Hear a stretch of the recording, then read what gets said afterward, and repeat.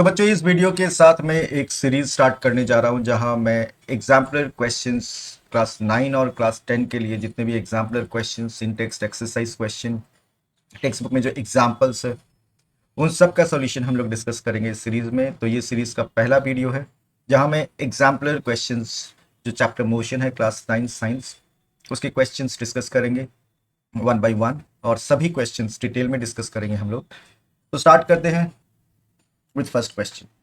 हमेशा एमसीक्यू अगर आपको मिलता है तो एमसीक्यू का क्वेश्चन अच्छा से पढ़ो, चारों ऑप्शंस आप देखो और जितना हो सके मेथड ऑफ एलिमिनेशन कौन कौन सा रॉन्ग हो सकता है आप उसको एलिमिनेट करके जो करेक्ट है उसके पास में पहुंचो। फाइनली जब आप श्योर हो जाओ तो उस पर्टिकुलर आंसर को आप लिख सकते हो। तो यहाँ स्टार्ट करते हैं हम लोग क्वेश्चन नंबर 1 से। क्वेश्चन दिया हुआ है a particle is moving in a circular path of radius R. तो यहाँ पार्टिकल कैसा पाथ में मूव कर रहा है, सर्कुलर पाथ, और उस सर्कुलर पाथ का रेडियस आपको गिवन है। Radius of the circular path is R, it is taken as small R here as per the question. यहाँ क्या दिया हुआ है, स्मॉल आर। ओके, क्वेश्चन में फिर पूछा the displacement after half a circle would be. तो बॉडी मूव कर रहा सर्कुलर पाथ में और इसका डिस्प्लेसमेंट आपको फाइंड आउट करना है हाफ सर्कल में। बॉडी सर्कुलर पाथ में है लेकिन आपको डिस्प्लेसमेंट फाइंड आउट करना हाफ सर्कल में, मतलब यहां से स्टार्ट किया और यहां एंड किया। तो उस केस में मान लो starting position A, final position B, तो डिस्प्लेसमेंट हाफ अ सर्कल में डिस्प्लेसमेंट होगा ए से बी तक का स्ट्रेट पाथ, और ए से बी तक का straight path that will be equals to what, diameter. It will be equals to what, diameter. तो ये ए से बी तक का जो स्ट्रेट पाथ है वो डायमीटर के इक्वल है, और हम लोग जानते हैं diameter is equals to what, twice of radius. तो क्वेश्चन में पूछा गया displacement after half a circle.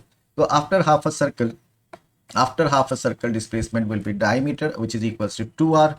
तो फर्स्ट ऑप्शन यहाँ पे जीरो है जो कि नहीं होगा। सेकंड ऑप्शन आपको यहाँ पाई आर बोला गया है वो भी नहीं होगा।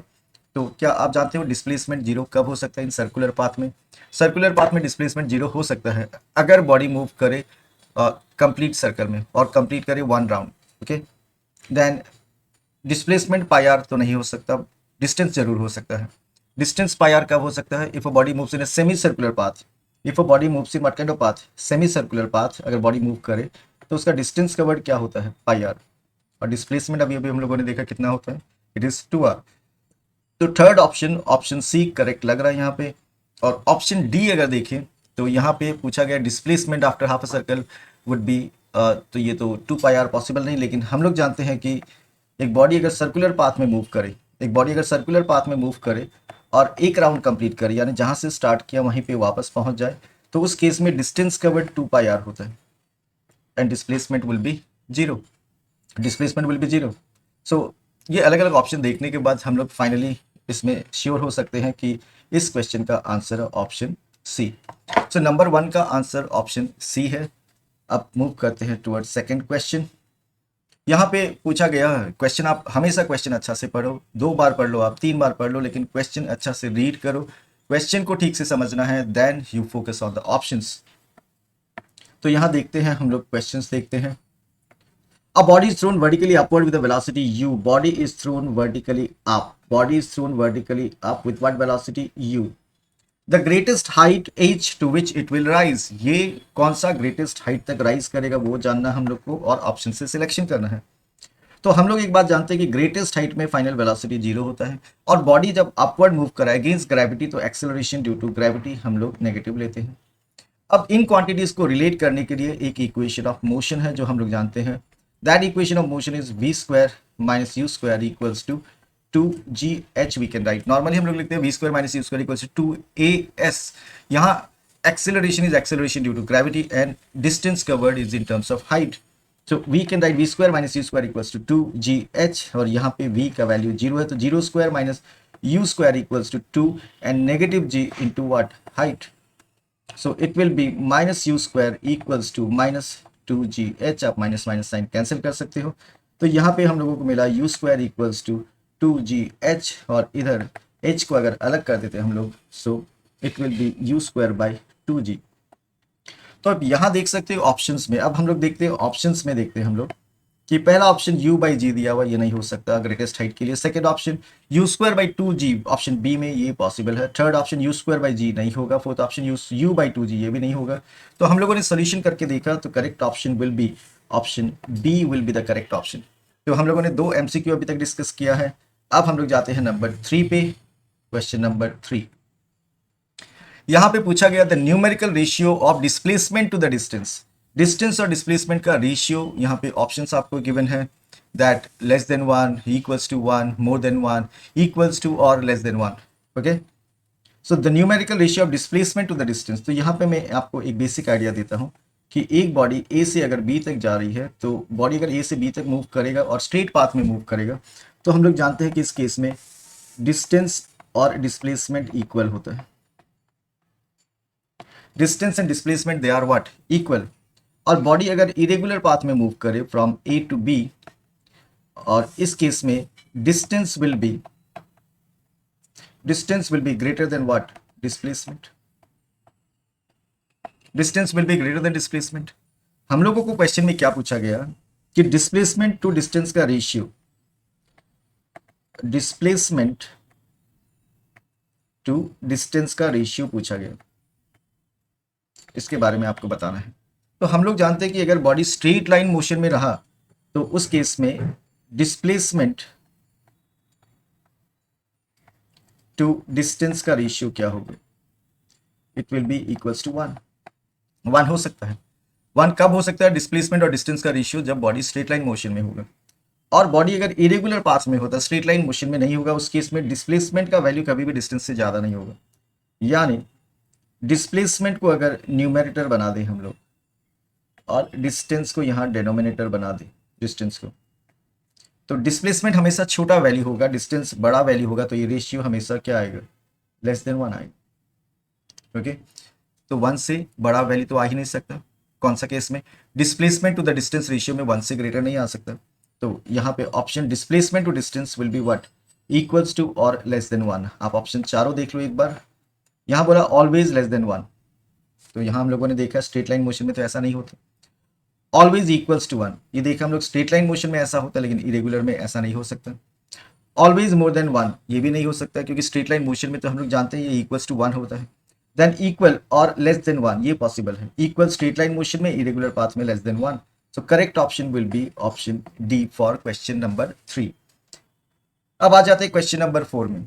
यहाँ पे look at the question there, if the displacement of an object is proportional to square of the time. तो यहाँ ऑप्शन में आपको दिया हुआ है displacement is proportional to square of the time, then the object moves with. तो आपको बताना है कि डिस्प्लेसमेंट और टाइम का प्रोपोर्शनलिटी अगर ऐसा है, displacement is directly proportional to square of the time, तो ऑब्जेक्ट यूनिफॉर्म वेलोसिटी में है क्या, यानी कांस्टेंट वेलोसिटी में है क्या, यूनिफॉर्म एक्सेलरेशन में है क्या, यानी कांस्टेंट एक्सेलरेशन में है क्या, इंक्रीजिंग एक्सेलरेशन मतलब एक्सेलरेशन इंक्रीज हो रहा है, या फिर फोर्थ ऑप्शन है डिक्रीजिंग एक्सेलरेशन। तो यहाँ मैं आपको एक मैथमेटिकल रिलेशन से समझाता हूँ इस चीज़ को। हम लोग एक इक्वेशन जानते हैं, इक्वेशन ऑफ मोशन से we know what, s equals to u t plus half a t square, हम लोग ये जानते हैं। और if the body starts from rest, u का वैल्यू 0 ले सकते हैं, तो s equals to 0 into t plus half a t square. तो यहाँ से हम लोग यहाँ पहुँच जाते हैं, s equals to half a t square. Okay, फिर एक मैथ्स का रिलेशन आपको पता होगा कि a directly proportional to b, इसको अगर हम इक्वेशन में कन्वर्ट करें तो a equals to k be in general लिखते हैं। तो k यहाँ पे कांस्टेंट है, ठीक है, ये है कांस्टेंट। तो यहाँ पे हम लोग इस इक्वेशन में, इस केस में अगर हम लोग देख रहे हैं कि हाफ तो कांस्टेंट है ही, और a को अगर कांस्टेंट मान लेते हैं, कांस्टेंट एक्सेलरेशन, तो if a is constant, a मतलब acceleration, that is constant acceleration,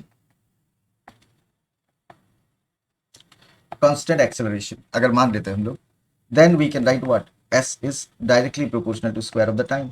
तो हाफ और a अगर कांस्टेंट हो तो s is directly proportional to square of the time, ये हम लोग लिख सकते हैं, क्योंकि a equals to k b, a directly proportional to b where k is what, constant. तो s is directly proportional to t कब पॉसिबल है, s directly proportional to t तभी पॉसिबल होगा जब एक्सेलरेशन कांस्टेंट होगा। तो आप देखो यहाँ पे बॉडी कांस्टेंट एक्सेलरेशन में मूव करना चाहिए, तो ऑप्शन यूनिफॉर्म वेलोसिटी में होने से तो एक्सेलरेशन कांस्टेंट होता है नहीं है, यहाँ 0 होगा एक्सेलरेशन, तो ये नहीं मान सकते। देन बॉडी यूनिफॉर्म एक्सेलरेशन में होना चाहिए, ये पॉसिबल है। इंक्रीजिंग एक्सेलरेशन नहीं होगा, डिक्रीजिंग एक्सेलरेशन नहीं होगा।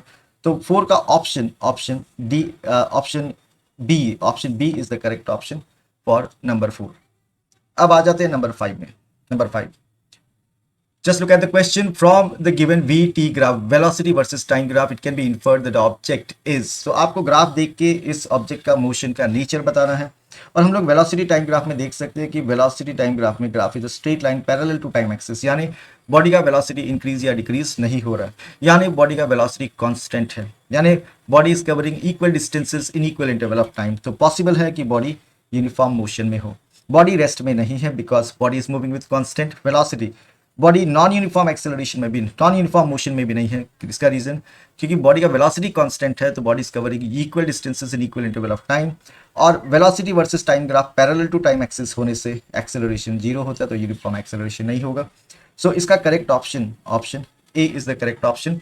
वेलोसिटी टाइम ग्राफ अगर पैरेलल टू टाइम एक्सिस होता है, that means body is moving with constant velocity. Here we can select the option uniform motion. Now number 6, we suppose a boy is enjoying a ride on a merry-go-round which is moving with a constant speed of 10 metre per second.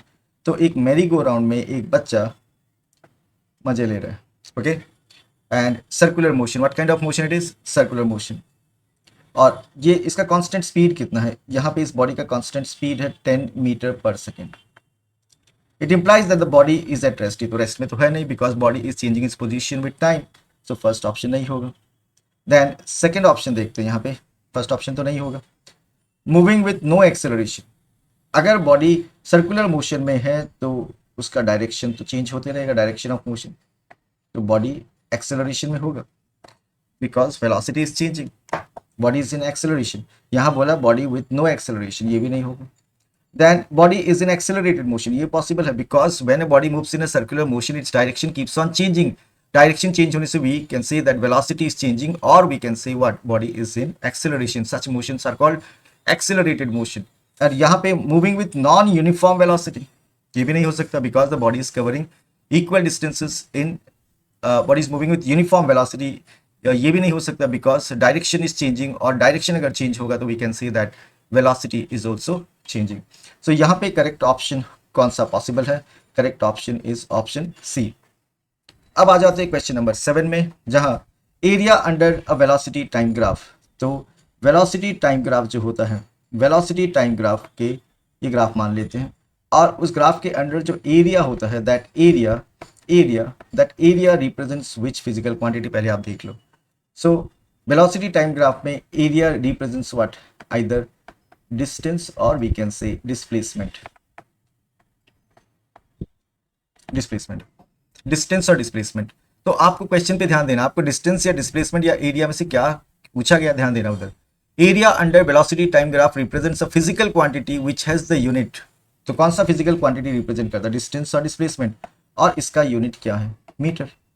सो आपको उस physical quantity के बारे में पूछा गया, तो उसका unit metre है, तो option B is the correct here because बाकी में स्क्वायर मीटर है, क्यूबिक मीटर है, मीटर पर सेकेंड है, these are not the units of distance और displacement.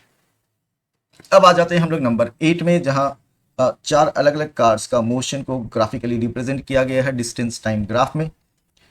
So 4 cars A, B, C, D are moving on level road. Their distance versus time graph is shown here. आपको correct statement choose करना है। उससे पहले मैं एक basic बात आपको बता देता हूं कि डिस्टेंस टाइम ग्राफ में slope indicates what, the slope indicates what, speed. तो जितना ज़्यादा स्लोप उतना ज़्यादा स्पीड। और आप स्लोप को कैसे यहाँ पे कंपेयर करोगे, डायरेक्टली आप टाइम एक्सिस से ग्राफ कितना ज़्यादा एंगल बना रहा है वो आप चेक कर लो। जितना ज़्यादा एंगल, कौन सा एक्सिस बताया मैंने डिस्टेंस टाइम ग्राफ में, टाइम एक्सिस से, तो जितना ज़्यादा एंगल उतना ज़्यादा स्लोप होगा। तो यहाँ पे देख के हम लोग बता सकते हैं which is the fastest car, it is C, and which is the slowest car, it is B. तो आपको 4 में से एक ऑप्शन सिलेक्ट करना, करेक्ट वन। पहला में बोला car A is faster than D, A और डी में देखो आप, ए और डी में तो डी फास्टर है, यहाँ बोला ए फास्टर, तो ये रॉन्ग है। फिर ऑप्शन बी में आपको बोला car B is the slowest, तो यहाँ पे बी टाइम एक्सिस के सबसे पास में है, तो ये पॉसिबल है, car B is the slowest. Then car D is faster than C, D और सी में कंपैरिजन करें हम लोग तो सी तो फास्टेस्ट है, डी को फास्टर बोला गया, ये रॉन्ग है। Car C is the slowest, तो इन ग्राफिकल रिप्रेजेंटेशन को देखने के बाद तो हम लोग श्योर है that B is the slowest, तो सी को स्लोएस्ट नहीं बोल सकते, तो विच ऑप्शन इज करेक्ट, 8 का B option is correct, 8B. Number 9, which of the following figure represents uniform motion? Uniform motion मतलब body is covering equal distances in equal interval of time. ऐसा इस graph में तो possible नहीं होगा, curve है, ये ग्राफ में भी पॉसिबल नहीं होगा. अब देखते हैं इन दोनों में. तो यहाँ पे ऑप्शन ए में distance time graph is a straight line passing through origin, और देख सकते हैं यहाँ body is covering equal distances in equal interval of time, तो ये पॉसिबल है. फिर भी हम लोग ऑप्शन डी भी चेक कर लेते हैं. यहाँ पे distance time graph is parallel to time axis, और ये रिप्रेजेंट करता है बॉडी का कौन सा कंडीशन को, रेस्ट को. तो यहाँ पे पूछा कि कौन सा रिप्रेजेंट कर रहा है uniform motion, so correct option will be option A will be the correct option. A में रिप्रेजेंट किया जा रहा है that body is moving with uniform motion, the body is covering equal distances in equal intervals of time. अब आ जाते हैं number 10 पे. The slope of the velocity time graph. Velocity time graph का स्लोप, वेलोसिटी टाइम ग्राफ का slope अगर आपको याद है तो perpendicular by base, that is slope of graph p by b.